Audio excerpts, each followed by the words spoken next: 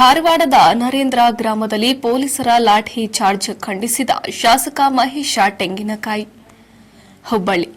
ಹೌದು, ಕಳೆದ ಶನಿವಾರ 11ನೇ ದಿನದ ಗಣಪತಿ ಮೂರ್ತಿಗಳ ವಿಸರ್ಜನೆ ವೇಳೆ ನರೇಂದ್ರ ಗ್ರಾಮದ ಸಾರ್ವಜನಿಕರ ಮೇಲೆ ಪೊಲೀಸರು ಲಾಠಿ ಚಾರ್ಜ್ ಮಾಡಿದ್ದು ತಪ್ಪು. ನಾವು ಇದನ್ನು ಖಂಡಿಸುತ್ತೇವೆ ಎಂದು ಶಾಸಕ ಮಹೇಶ ತೆಂಗಿನಕಾಯಿ ಹೇಳಿದರು.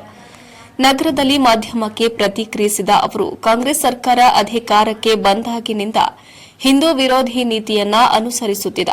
ಇದಕ್ಕೆ ತಾಜಾ ಉದಾಹರಣೆ ಧಾರವಾಡ ನರೇಂದ್ರ ಗ್ರಾಮದ ಲಾಠಿ ಚಾರ್ಜ್. ಗಣಪತಿ ಮೆರವಣಿಗೆಯಲ್ಲಿ ಡಿಜೆಗಳು ಎದುರು ಬದುರು ಆಗುವುದು ಸಾಮಾನ್ಯ. ಅದನ್ನೇ ದೊಡ್ಡ ಕಾರಣವಾಗಿಟ್ಟುಕೊಂಡು ಪೊಲೀಸರು ಸಾರ್ವಜನಿಕರ ಮೇಲೆ ಲಾಠಿ ಚಾರ್ಜ್ ಬೀಸಿರುವುದು ಎಷ್ಟು ಸರಿ? ಲಾಠಿ ಬೀಸುವ ಮುನ್ನ ಡಿಜೆ ಬಂದ್ ಮಾಡಿಸಿದ್ರೆ ಮುಗಿತಿತ್ತು. ಅದನ್ನ ಬಿಟ್ಟು ಗಣೇಶ ಮೂರ್ತಿಗೆ ನೋಡಲು ಬಂದವರ ಮೇಲೆ ಲಾಠಿ ಚಾರ್ಜ್ ಮಾಡುವುದು ಏನಿತ್ತು? ಈಗಾಗಲೇ ಕಾಂಗ್ರೆಸ್ ಸರ್ಕಾರ ಅಲ್ಪಸಂಖ್ಯಾತರ ತುಷ್ಟೀಕರಣವನ್ನ ಪರಮೋಚ್ಚೆಗೆ ತೆಗೆದುಕೊಂಡು ಹೋಗಿದೆ. ಈ ಲಾಠಿ ಚಾರ್ಜ್ ಕುರಿತು ಸಿಎಂ ಮತ್ತು ಗೃಹ ಸಚಿವರು ಸರಿಯಾದ ಕ್ರಮ ಕೈಗೊಳ್ಳಬೇಕು ಎಂದು ಆಗ್ರಹಿಸಿದರು. ನೋಡಿ, ಒಂದು ಈ ಕಾಂಗ್ರೆಸ್ ಸರ್ಕಾರ ಕರ್ನಾಟಕದಲ್ಲಿ ಬಂದಾಗಿಂದ ಹಿಂದೂಗಳ ಮೇಲೆ ದೌರ್ಜನ್ಯ ನಿರಂತರವಾಗಿ ಸಾಗಿರ್ತಕ್ಕಂಥ ಸಂಗತಿಗಳು ಜಗಜ್ಜಾಹೀರಾಗಿದ್ದಾವೆ.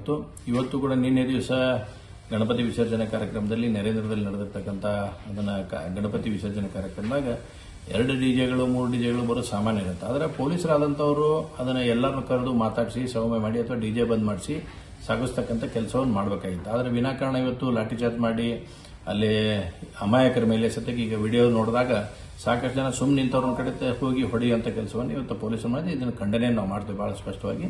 ಹೀಗಾಗಿ ಸರ್ಕಾರ ಇನ್ನಾದರೂ ಎಚ್ಚೆತ್ತುಕೊಳ್ಬೇಕು. ಈ ರೀತಿ ಈಗಾಗಲೇ ಹಿಂದೂ ವಿರೋಧಿ ಚಟುವಟಿಕೆಗಳನ್ನು, ಹಿಂದೂ ವಿರೋಧಿ ನೀತಿಯನ್ನು ಅನುಸರಿಸತಕ್ಕಂಥದ್ದು ಮತ್ತು ಅಲ್ಪಸಂಖ್ಯಾತರ ತುಷ್ಟೀಕರಣಕ್ಕಾಗಿ ಪರಮೋಚ್ಚ ಅವಧಿಗೆ ತೆಗೆದುಕೊಂಡು ಹೋಗ್ತಕ್ಕಂಥ ನಿಲುವನ್ನು ಇವತ್ತು ಕಾಂಗ್ರೆಸ್ ಸರ್ಕಾರ, ರಾಜ್ಯ ಕಾಂಗ್ರೆಸ್ ಸರ್ಕಾರ ಹೊಂದೈತಿ.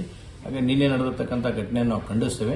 ತಕ್ಷಣ ಅದಕ್ಕೆ ಮುಖ್ಯಮಂತ್ರಿಗಳು ಸರಿಯಾದ ರೀತಿಯಲ್ಲಿ ಕ್ರಮವನ್ನು, ಗೃಹ ಸಚಿವರು ಸರಿಯಾದ ರೀತಿಯಲ್ಲಿ ಕ್ರಮವನ್ನು ತೆಗೆದುಕೊಳ್ಬೇಕಂತ ಆಗ್ರಹವನ್ನು ಮಾಡ್ತೇವೆ. ಸರ್, ಇನ್ನೊಂದು ಪ್ರಮುಖವಾಗಿ ಕೇಳಿ ಬರ್ತಾ ಇರುವಂತಹ